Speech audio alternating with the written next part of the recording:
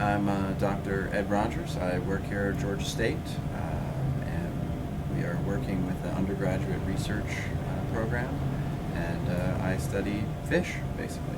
I'm a behavioral endocrinologist, and certainly all of our most recent projects and future plans are focused primarily on behavioral endocrinology. Behavioral endocrinology really is the study of how the internal environment, the hormonal environment, changes as an animal interacts with both its environment and members of its own species.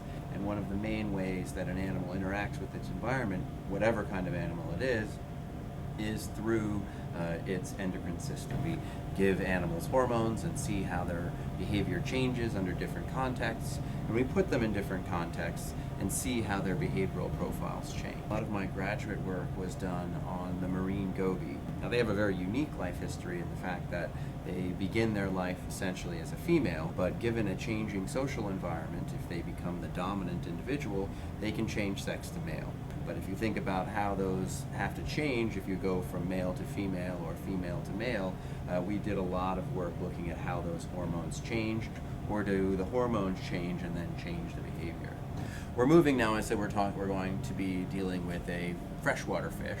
The convict cichlid is our new model organism.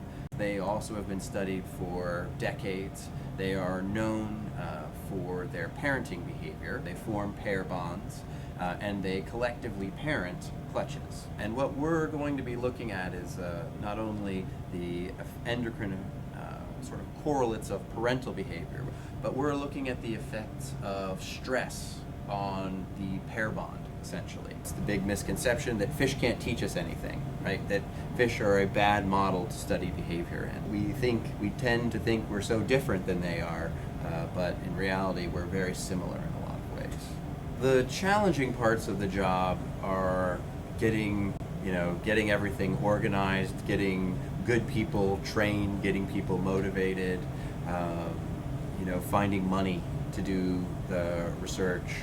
The rewarding parts are when you discover something that no one's ever seen before, when you are trying to answer a research question. Really, when you think in the abstract, what that means is that you're trying to learn something that nobody else has ever known. And when you find something that sort of unlocks the door to really a new interpretation, that's very exciting.